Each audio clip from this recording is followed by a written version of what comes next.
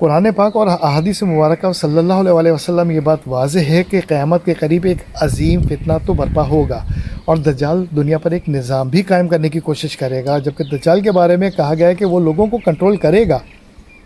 انہیں ایک نظام میں لائے گا، جھوٹے وعدے کرے گا،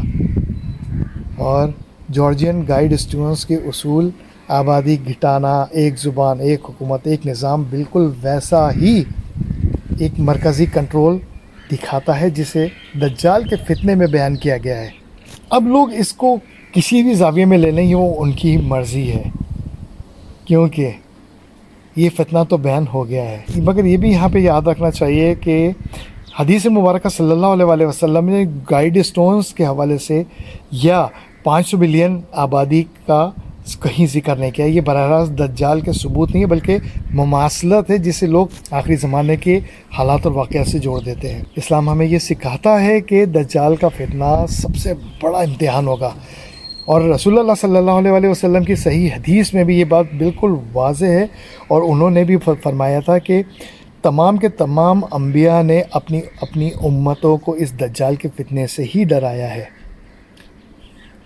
یہ بات صحیح حدیث میں واضح ہے، جبکہ یہ گائیڈ اسٹونز جیسے منصوبے اگرچہ انسانوں کے ہی بنائے ہوئے ہوتے ہیں، مگر یہ اس بڑے فتنے کے لیے زمینی تیاری یا ذہن سازی جو کہ لوگوں کی بہت حد تک ہو چکی ہے۔ اگر ہم اس معاملے کو ایک خلاصے کی شکل میں دے دیں تو یاد رکھیے گا کہ یہ جو 500 ملین کی آبادی کا معاملہ ہے نا، کہ پاکستان دنیا کی آبادی کو کم کرنا، یہ عالمی نظام لانے کی سوچ کی علامت ہے، اور براہ راست دجال کے ذکر اس میں نہیں ہے، مگر اس کے فتنے سے جڑی ہوئی عالمی کنٹرول والی سوچ سے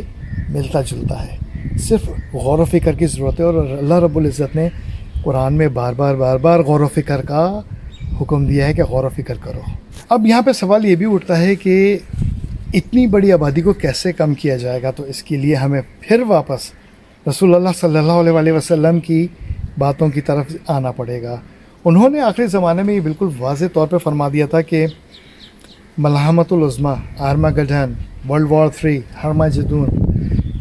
یہ تمام اس بڑی جنگ کے نام ہے جس کو ہم ورلڈ وار 3 کہتے ہیں، اور یہ ورلڈ وار 3 سرپری رکھی ہوئی ہے، اور دیکھ لیا کہ بہت تیزی کے ساتھ یہ راستے اسی طرف جا رہے ہیں اور معاملات اسی طرف ہوتے ہی چلے جا رہے ہیں، اور اس دفعہ کی جنگ ہوگی ایٹامک۔